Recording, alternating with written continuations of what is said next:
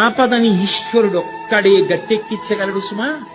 ఆపదని గట్టెక్కించవలసి వస్తే భగవంతుడు చూసేదేది అంటే నువ్వు ఎంత పవిత్రంగా బతికావు, నువ్వు ఇతరులకు హాని చెయ్యగలిగి ఉండి కూడా చెయ్యకుండా నువ్వు నిభాయించుకున్న సందర్భాలేవి, నీ కోపాన్ని నువ్వు ఎలా నిగ్రహించుకున్నావు, ధర్మానికి నువ్వు ఎలా కట్టుబడిపోయావు చూసి పరమేశ్వరుడు కౌగులించుకుంటాడు.